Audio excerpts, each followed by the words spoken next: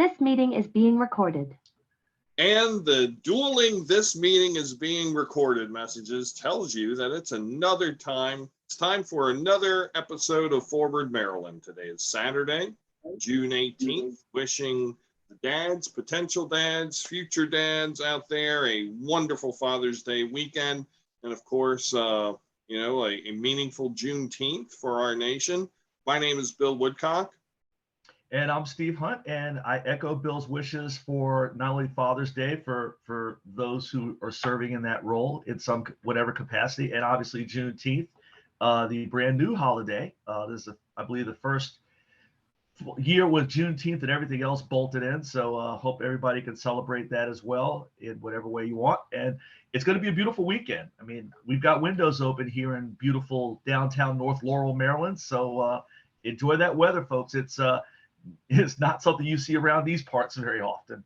Well, Steve, it's actually the second year for Juneteenth. It was enacted last year because I remember because the president signed the bill and then we had off the next day. I was just saying it was after everything else. Yeah, some of them kicked in. Well, that's good. But I want to ask you a more important question before we get to our show today, which is the breaking overnight political news has been that former President Trump has chosen to once again prove himself maybe the most upstanding man of letters who has ever served in the office of the presidency. In his, as was touted, powerful response to the January 6th commission, he referred to Adam Schiff, Congressman Schiff, who sits on the commission, as a quote unquote watermelon head. Steve, has anybody ever referred to your head as the shape of anything other than a head? Any sort of mineral, vegetable, animal, anything else? Besides egghead, no. Which is why I will never shave my head, because I've got a nice little bump back here, so I have the classic egghead shape. But any sort of fruit, vegetable, or other piece of produce, don't think so. The other thing we would say about the former president is he seems to be obsessed with a certain part of the female anatomy. He either grabs it or calls people it, apparently, from the January 6th hearings. So apparently, I don't know, maybe he's a wannabe porn star. Who knows? I got nothing. Well, I'm not sure. My size 7 and 7/8 dome has been called many things relevant to its and possibly large size. So, but I'm not sure if I've ever gotten watermelon head. Rock head, hard head. That was from the parents. Many other things. But and I believe someone once drew a picture of my head with branches coming out of it, like some sort of weird chimeric half animal, like a Groot. So I don't understand. But anyway, good to see the former president back on his game, elevating discourse in our nation, as we try to do here. And as we have touted during this month, it is Purple Month. And so, as it being part of Purple Month, we are talking about Democrats and left-leaning entities, and how we, how we rise, really, how we diversify our message and our politics into taking back the areas that are more falling prey, and those people who are more falling prey to the sounds of the man of letters and his ilk. And so today it's our honor to have Monica Biddix, who is the founder of Workhorse Strategies, today as our guest. Monica, welcome to the show. Thank you, Bill and Steve. Thank you for having me. All right, so why don't you tell us a little bit about yourself, and also, about what Workhorse Strategies does. Sure, be happy to. I have been working in the political arena for just over a decade in various capacities, just about everything you can do, from municipal races to gubernatorials, presidentials, U.S. Senate. managing campaigns all across the country. Spent a good bit of time living and working in Iowa. I'm originally from North Carolina and now call Baltimore, Maryland home. So I've lived in a wide variety of places, seen politics from a lot of different angles, in rural areas, in urban areas. I've worked for very quote unquote progressive candidates, and I've worked for moderate candidates, Democrats as well, done nonpartisan ballot initiatives. And a couple of years ago, I decided, partly because I think is what is wrong with our political arena is there are some consultants out there who take advantage of candidates at times. And so I decided, that I wanted to break out on my own. I was tired of seeing that.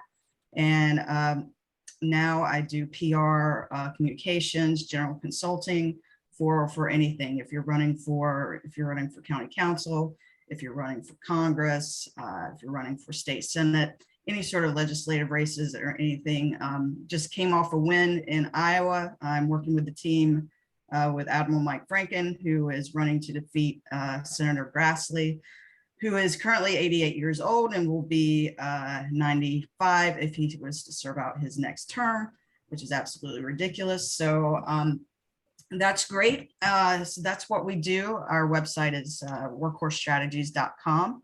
Willing to help anyone and everyone out there, whether it's lifting up their professional profile or running for office, just getting started. I always like to talk to people before they get started, because a lot of times, especially first-time candidates, make a lot of mistakes out of the gate that end up hurting them in the long run. So that's kind of the background that I bring, and I'm happy to get into discussion about purple states and what we can do to make what we can do to help our country thrive, and at this point save our democracy. Mm-hmm. So I remember, so thank you, Monica, for that introduction. So I've been following former Admiral Franken's campaign kind of closely, especially since one, he is such a wonderfully qualified candidate, and two, he is running against, as you mentioned, 88-year-old Chuck Grassley.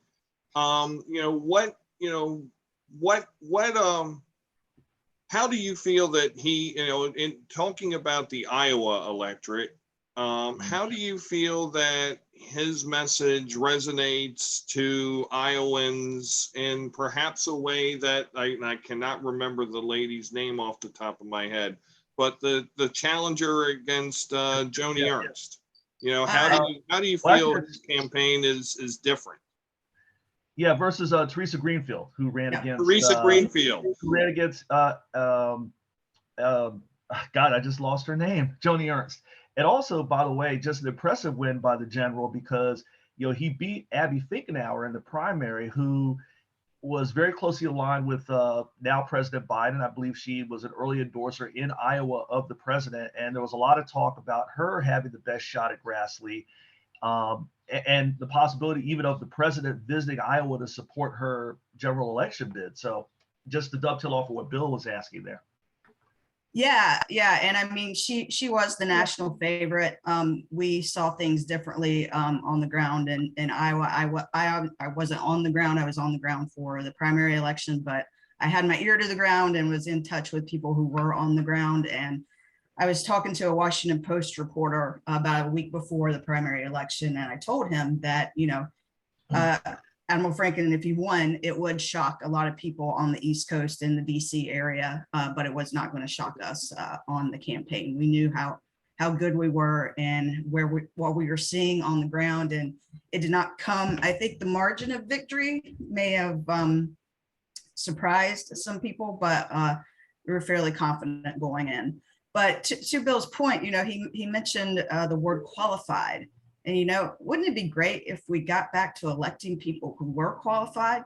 Because we've gotten into this situation where we're electing people like Madison Cawthorn, who recently got defeated, but that man had no business being in Congress whatsoever. So, and one of our talking points when we're on the campaign trail is these are serious times that call for serious candidates.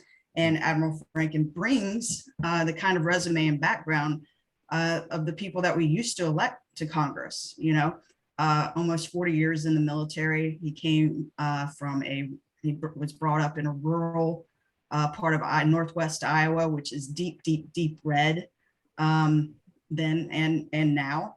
And what we're seeing is his biography and his record of service really resonates in Iowa, where there are a lot of veterans, a lot of military families. Joni Ernst, if you remember, also has a military background, and she is a veteran. Right. And when she ran in 2014, she relied heavily on that background. She relied on her veteran status and motorcycles. So that bio really resonates with people. I was on the trail from Friday through Election Day with them, and people would come to our events and they would be wearing their Vietnam veterans shirts. They would be wearing their Marine hat, their Army hat. They were so proud to come out there and support someone. There was just this kind of, I don't know, camaraderie and feeling of, you know, belonging, in that sense of like coming with veterans and military families. So his bio was part of it. He's one of the most intelligent people I've ever met in my life. He's also very personable, has a good personality. And I think it's a combination of those two things that, you know, it's kind of like a populist candidate. And it's someone that you can't necessarily, you know, build talking points into. He's going to go out there and he'll give his spiel, but he also likes to take questions. And I think people like that, especially people in Iowa, because Iowans are used to vetting the presidential candidates and asking them question after question and bird dogging them. So it gives them the ability to do that. And I think it was just kind of a breath of fresh air for a lot of people. And we had anecdotally, you know, and I hope we're going to be able to capitalize this in the general, that hearing that Republicans are like, you know, I'm going to cross over and vote for you, or some that did during the primary. But, you know, Iowa, when I first got there in 2012, was still a purple state. The Senate, we had a Senate majority in the Iowa Senate. I think the House was red, and there was a Republican governor, but it was still kind of a toss up. Obama won in 2012. Now it's just it's totally flipped, and part of that was because of Trump. And it's still, though, I think the registration numbers are about a third Democrat, a third Republican, and a third no party. So what we're going to have to do, and I think any Democrat in a swing state is going to have to do, is you've got to get the no party voters, you've got to get the independents, and you've got to peel off some of those what we call pro-democracy Republicans, those who feel like the party has left them and still believe in some of the core values, but have been turned off by the extremism of Donald Trump and others over the past few years. So that's kind of what we're going to have to do. Like I said, what any Democrat running statewide who isn't in a very blue, people like Stacey Abrams, and we've got to get the independents and some of the Republicans up, because we just don't have the numbers if we just get the Democrats. So you said something that was very interesting there, which was, you know, a candidate who fits the values and who fits the area in which they run, and also his Admiral Franken's native ties. I remember in the 2020 election, you know, there were, you know, Jamie Harrison, Amy McGrath. There were these candidates who, you know I was getting bombarded for money to support them because we're going to beat Lindsey Graham. We're going to beat Mitch McConnell. And to me, it really seemed like it was more about a symbol than it was against a person. The campaign was really, I mean, it was against them, but it was more importantly against what they stand for. And I didn't really get that much of a, and Sarah Gideon, the candidate in Maine who ran against Susan Collins. I mean, in all three of those cases, I get the feeling that, yeah, these were people with good stories, but they felt imported to me. Is you know, you're the political professional. I mean, is that a perception you have too of some of these candidates? You know, you mentioned before about some of these mistakes that these candidates make. Is one of them a connection issue with where they're trying to represent? I believe that is part of it. And one of the critiques that I've heard from many people of the Democratic Party over the past few years is that we're always running against something. We're running against Donald Trump. We're running against, you know, these lightning rod candidates like Lindsey Graham, Mitch McConnell, and, you know, even Chuck Grassley. So I think, and, you know, we've done the running against Trump message, and, you know, it really hasn't worked. I don't think. Obviously, you can talk about, you know, I think January 6th might be an angle that one can lean into, but, you know, as I think as we've discussed, Bill, you know, the average person walking out of your Walmart in rural America either does not know about January 6th or they do not care. So, I mean, that's just something, and it's unfortunate. But we can talk about that later. But yeah, the connection issue, and, you know, I think it's part of it's too, you know, people getting steered. And you brought up Teresa Greenfield and all this, and she ran a different campaign. Of course, she was running during COVID and everything, so that was an issue too. It was kind of hard to connect to voters during COVID. But, you know, I've seen too often, you know, you have the DCCC, the DSCC, and the DNC, you know, they're the party machines, and, you know, they've been running campaigns a certain way over the past few years, and I'm not sure that it's working. You know, you give candidates like that, and that's part of Franken's appeal. He says things off the cuff, you know. Obviously we have a message and talking points and everything, but he's also his own person, and he's going to say, you know, what he knows about the subject and his opinion on something, and he's going to be real, and it's not going to necessarily going to be canned stuff. So I think the key, and another person who's had success in Iowa is Cindy Axne, who represents the 3rd district that includes Des Moines and now a lot of the rural counties. And it's been redrawn a bit, but she always won Polk County, and she didn't win any of the other counties, but she didn't let them run up the score. She kept the margins relatively thin.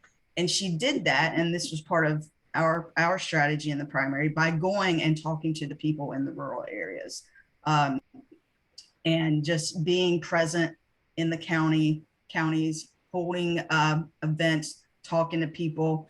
And, you know, these people aren't necessarily going to always agree with you on everything, but the fact that they're showing up and being there, you know, really says something. And I mean, she won a tough election in 2018 where, well, it was a little better year for us in 18, but she won a tough election in 2020, and she's going to have a tough election this year. But, you know, I feel confident in her chances, because, you know, that's what you've got to do. People need to show up, because Fox News is controlling the brand of the Democrats in rural America right now. Let's see, on one of the trips, I went to the hotel that we were at, and Fox News was in the breakfast area. You know, it was playing in the breakfast hall of the hotel that morning. And, you know, you go to rural America, and the gyms that the people go to, Fox News is on. At the McDonald's, Fox News is on. And I think it's like, I don't know, 37% of our population is watching Fox News. And that is not, it's not news. Until we do something about that, I'm not sure we're going to be able to get through this. You know, the Washington Post tagline is "Democracy dies in darkness." I would argue that democracy dies in disinformation, because so, like, when you've got a third of, I saw a really alarming poll the other week, and it was along the same lines. I think it was like 37%. still believe that the election was stolen and Right. that Joe Biden is not our rightly elected president. And Right. you know, I think that probably coalesces. If you ask those same people where they get their news, they're going to say Fox News. And it's, I mean, imagine we're going through the anniversary of the Watergate hearings and everything. Now, imagine if there were only 3 television stations and the January 6th hearings that have been going on last week and this week were only on those 3 stations. I think you would see a much more concerned populace. And I think you would see the opinion of Trump go down, but people just aren't seeing it, or they've been watching Fox News for the past 20 years and they believe it's fake news. It's just, again, that we have to do something about the disinformation. It's killing our democracy, and it's we've got to somehow get to those people, and again, like, dispel the narrative that's being pushed out. Mhm. I want to get to talking about some of our Maryland races in a little bit, but Steve, I want to give you a turn because I am once again hogging the time, and I'm going to turn off my camera because I'm also getting some feedback that I hope doesn't come through with the recording, but I hope that not seeing me will help. Steve, take it away. Thanks, Bill. Thank you, Monica, again. You know, some interesting points you brought up that I think should resonate with folks. You know, you talked about Dems, really the perception that they're spending too much time running against something, i.e. Trump. And you also talked about the Congresswoman and also your strategy in Iowa. And, you know, for those people who think, well, that's Iowa, you know, that's out there in corn country, it's in the Midwest, in the heartland.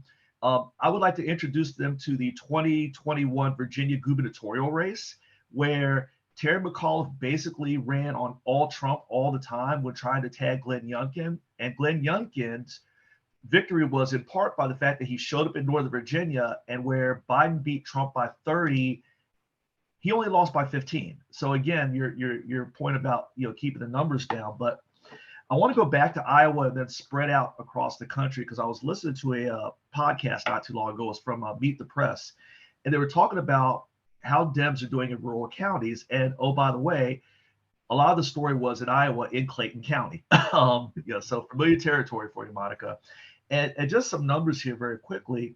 You know, in 1996, Bill Clinton won 50% of those counties that were identified as rural counties. In 2008, Barack Obama was down to 23%, still won Iowa. Joe Biden was down to 10%. So, you know, and the number of counties was Clinton 1,117, Obama 455, Biden 194.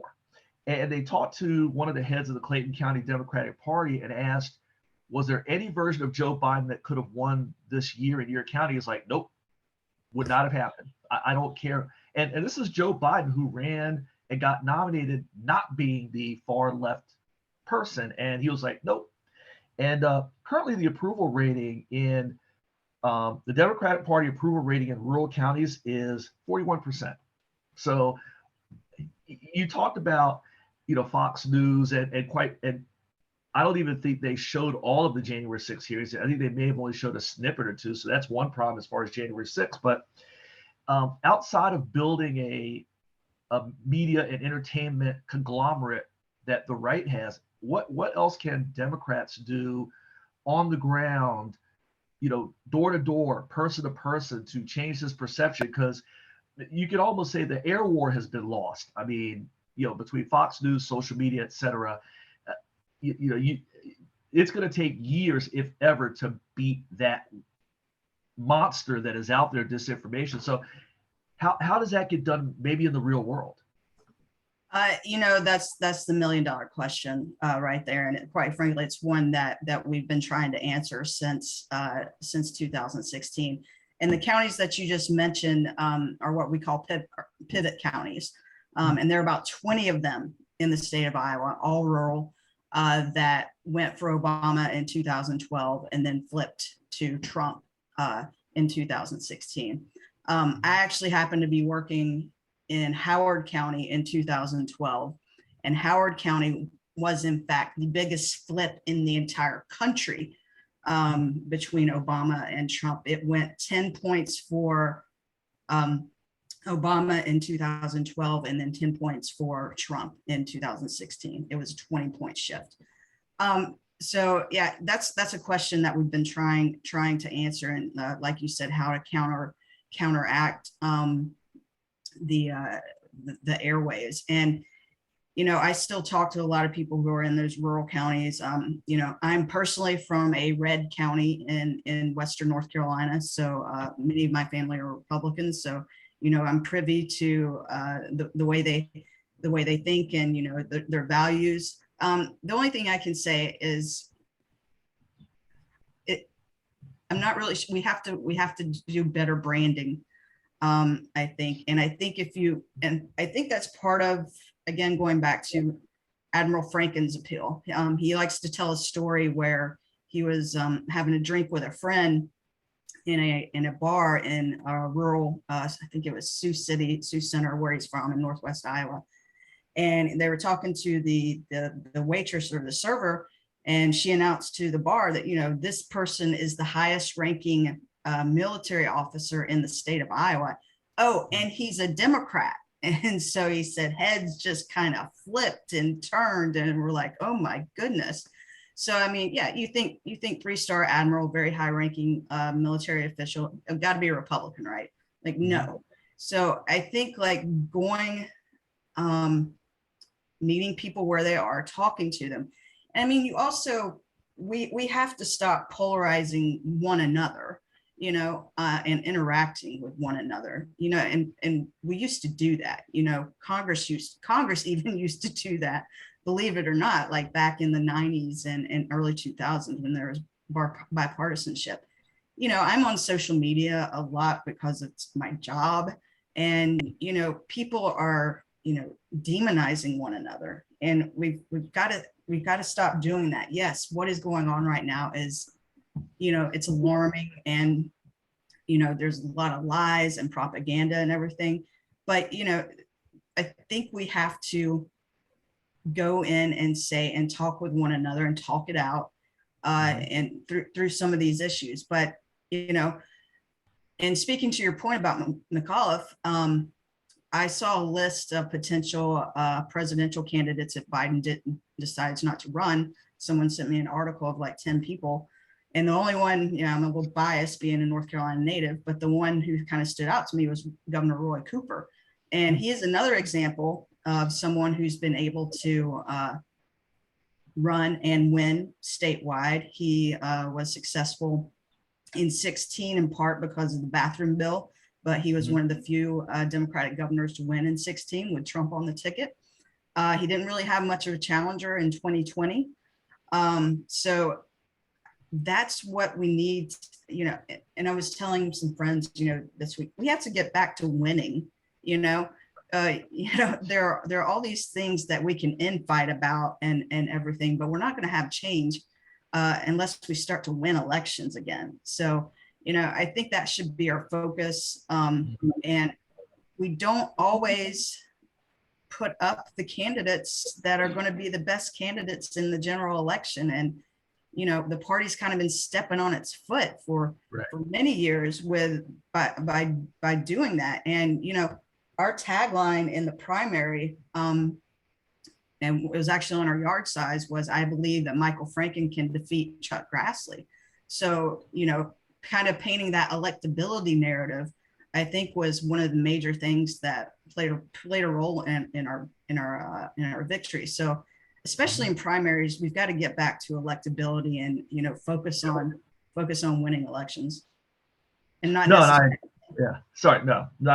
I agree. One of the things that struck me this past week was Val Demings in Florida ran a commercial where she basically unloaded, if you will, on the defund the police narrative. I mean, she's obviously a retired cop, actually a police chief, quite frankly, and she ran a whole ad, and the message was, I'm not trying to defund anything in here. And I think that's something else where you to the Fox News and social media, they take something when it comes to Democrats and they turn it into the entire narrative.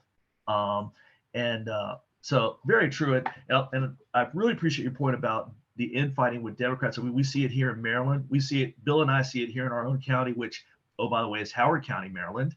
Not to be confused with Howard County, Iowa. But there's a lot of that infighting. And I always tell people, while Dems are spending time, fighting over how to run the country, you have an entire party now dedicated to destroying it. So, and even things like, I see some of the stuff on social media about the Lincoln Project, or I've seen some pretty horrible tweets about Liz Cheney about, oh, she's not this or that or the other because she voted against this and that. I'm like, guys, right now, Liz Cheney is trying to, her and Kissinger and others are trying to help us save our bacon. We can fight later. But right now, we've got a bigger problem than how Liz Cheney voted on something 3 years ago. So, and I don't know how to get Democrats, because I listen to Morning Joe every day, getting ready for work, and Scarborough always talks about it needs to be about winning. Mm-hmm. And I don't know if the Democratic Party hasn't turned into today's version of the Tea Party, where it's all about being right and not about winning. Back 10 years ago, when the Tea Party basically blew the Republicans' chances of winning the Senate years ago. So I don't know how we get Democrats to just knock it off, And I love that. I love that. Exactly. And I mean, I think what a lot of Democrats don't realize and understand is the no parties and the independents, they dislike what they consider extremism on the left just as much as they dislike extremism on the right. And those are the people that we have to get. And to your point about the defund the police kind of narrative, the minute that came out, I was like, this is going to kill us. And I saw friends of mine kind of defending it on social media at the time. And I'm like, well, first rule of politics is if you're explaining something, you're losing. Explaining, you're losing. I love that. So it's, yeah. So, and, we do see, any candidate who's, there's a photo of them holding a sign like that from back, understanding the sentiment. And it was, a horrible time with horrible things happening.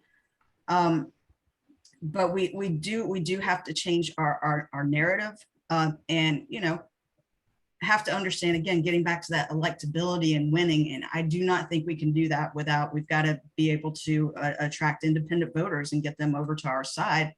And, I think that was one of the reasons that Joe Biden won.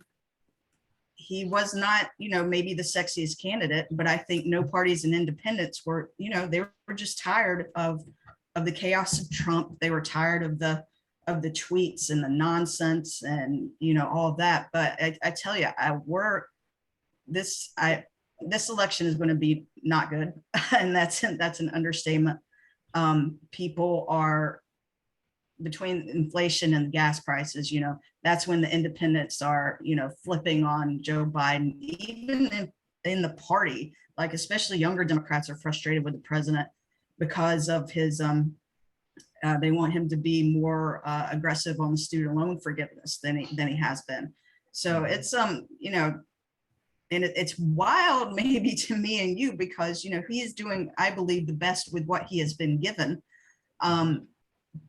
But his approval ratings right now are on the same line and maybe somewhat lower than Trump's were like 2-3 years ago, when, Trump it's not a competent individual to be president. So where we have a competent president who is in a difficult situation, but it's gas, groceries, and inflation, and people always vote with their pocketbooks. So it's going to be tough in these swing areas, I think, for us here in 5 months. So we got to do the best we can do, and hope for the best.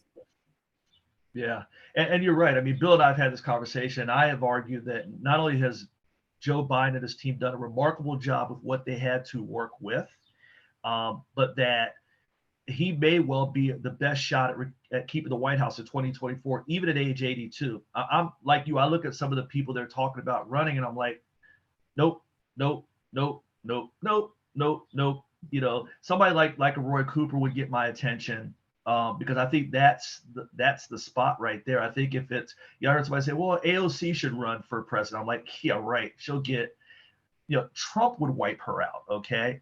You know, so you're right. I think there needs to be more of an emphasis on that. So yeah, you're right. I think 22 is going to be, and it may be that 22 is necessary for 24 to maybe shock Democrats into the world of reality and realize that we got a real problem here, folks, and you need to come together and maybe even be nice to the Bill Cristols and the Michael Steeles and the Cole Wallaces of the world, because they're trying to help right now. So, but with that, Bill, you know, I will say let's take her home, as in to Maryland.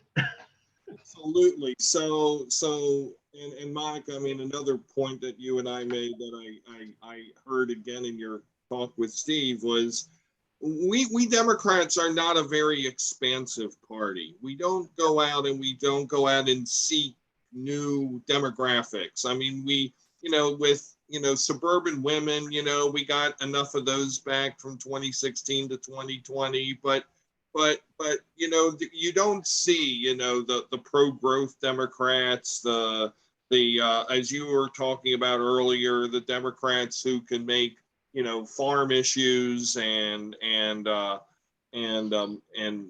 like, and small business issues, theirs again, and we really need to get back to that.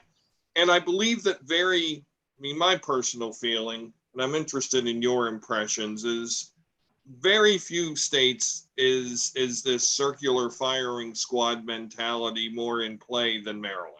So as an outsider looking in, and I know that you have some clients in Maryland, what's your big picture view of Maryland politics, and what risks are Democrats taking, if you think they're taking any, in terms of how people here campaign?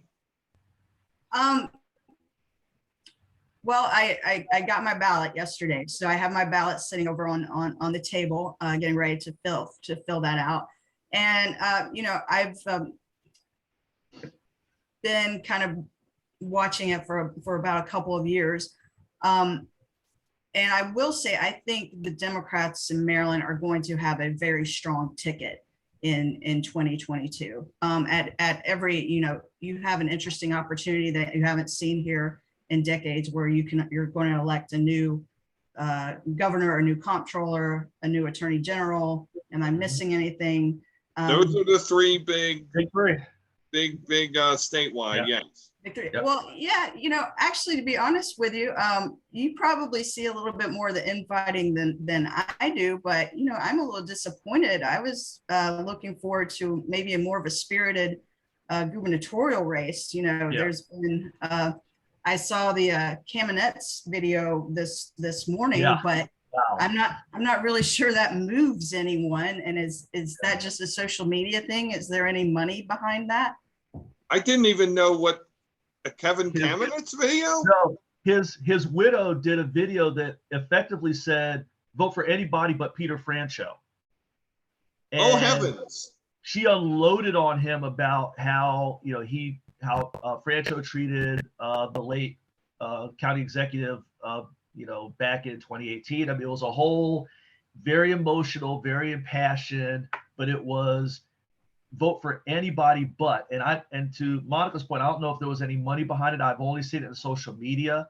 I'm sure the Westmore people are more than happy to let it play and circulate. But yeah, Bill, that came out. I saw it, I think Thursday, maybe. Yeah, Thursday or yesterday. Bill just proved my point. He hadn't seen it. So right. Well, and I will admit, this is an especially somnambulant campaign season. I'm actually flummoxed, because one has drama at least 2 out of the 3 races. Of course, the gubernatorial's race. I was remarking to somebody earlier today that in the attorney general's race, you have our former governor's wife, who's a judge and daughter of a beloved former attorney general, running against our former governor's lieutenant governor. isn't that a little bit weird to anybody else than me? Doesn't that make for some sort of bizarreness? I mean, it does speak to the schism between Prince George's County and the rest of Maryland, but on another level, I think to me that's weird. I think that's just plain bizarre. The comptroller's race seems to be, not as exciting as the other two. I think Delegate Learman has, that's hers to lose and probably has been so from the get-go. And I don't anticipate that Mr. Glassman's going to be able to beat her, nor would I think he would beat Mr. Adams if somehow he were to be the nominee. But I mean, to the I guess kind of to more the greater point of what we're talking about. And I don't want to put you in a position where you may alienate any potential working relationships, but do you see a potential where a Republican, be it Schultz or Cox, could become elected governor of Maryland, which would be absolutely historic? I mean, regardless of, depending on which Democrat gets nominated. Or do you think that that's just too far-fetched to even happen here? I do not. I am confident. Like at this point, I feel like there are three candidates in the gubernatorial race who could win, and I think all three of them would run competent, stellar, professional campaigns in the general. I wasn't here for the previous two cycles, but what I've heard from people is that the nominees didn't necessarily run the best campaigns, and Larry Hogan was, a crossover candidate as well, who appealed to independents. And quite frankly, there are, Democrats in the city of Baltimore who I know voted for him. So there was a combination of those two things where a blue state has a Republican governor. But no, I mean, and I think Michael Steele might have been a formidable candidate on the Republican side, but no, I think whomever the Democratic nominee is for governor has, they want, as long as they don't stop working. And again, I don't think any of the top tier campaigns are going to do that. That you will have a Democrat back in the governor's mansion in 2022. I am so happy for your faith. I wish I 100% shared that faith, but you may have increased it a little bit. Last question before we wrap up. Larry Hogan for president, yes or no? And if yes, how does that work out for him? I was going to bring this up and say this earlier unprompted, but he's very he's unpopular in a city like Baltimore City. But given the choice between him and Trump, I'm Hogan, all day versus Trump. Because may not agree with him on everything, and I know there are a lot of Democrats who are upset with him in the state of Maryland. But at this point, I want anyone who is, and what Hogan's like, what, president or head of no labels or something. Yeah, it's like mansion, yes. Yeah. Trump is just such a threat to our democracy, and especially after January 6th, he's so dangerous. We said that narrative in 2016, hoping it wouldn't be accurate, but it is, and it was, and it is. Trump is too dangerous to be in office. He's proven that time and time again. So, I would rather have a Hogan over a DeSantis or any other sort of quote unquote extreme Republican. Like I said, going back to any pro-democracy Republican over Trump. So it's a shame we have to say that, pro-democracy. Yeah. So, I mean, imagine saying that 6 years ago. Like if you'd told us like in 2015 that we'd be using language like we've got to save our democracy, it's just mind-boggling how quickly we have fallen. Mhm. I noodled through the concept of a DeSantis Hogan ticket for 2024, and that might be the scariest ticket of all. Yeah. So Monica, Hey, oh, go ahead, Steve. hey, Monica, just rapid fire question, last Maryland question here, because it feels a lot like the Iowa primary that you were involved in. Maryland has one Republican congressman, one Andy Harris.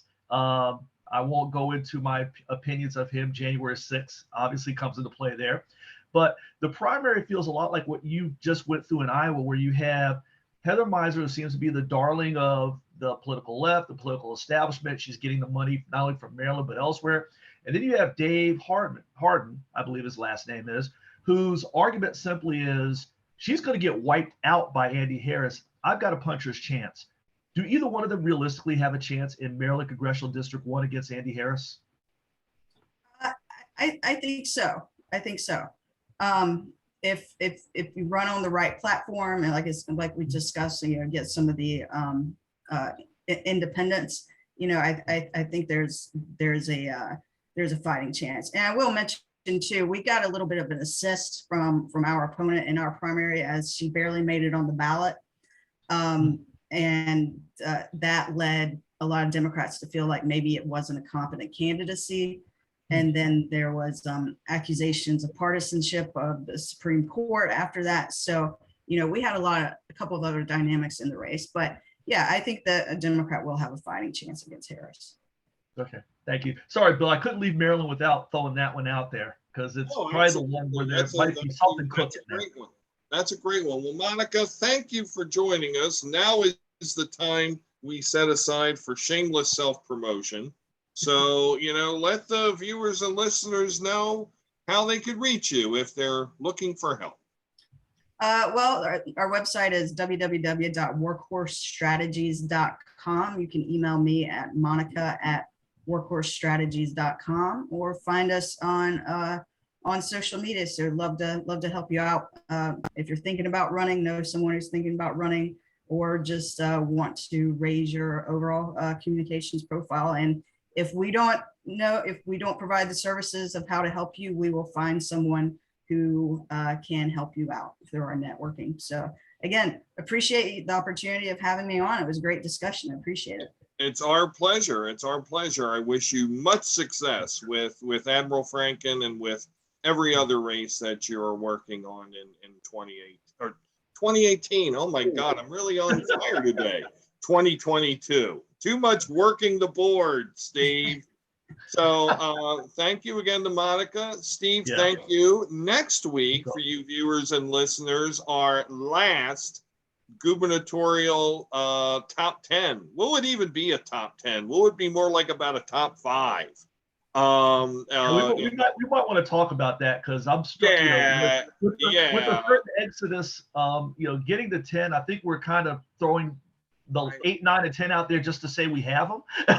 Well, we have them, but yeah, I mean, we'll see. Anyway, our last rankings for before the primary comes up, as ballots, as Monica mentioned, go out. I got mine yesterday as well. So for Steve Hunt, my name is Bill Woodcock. We'll see you next week with another edition of Forward Maryland. Have a great weekend, everybody. Take care.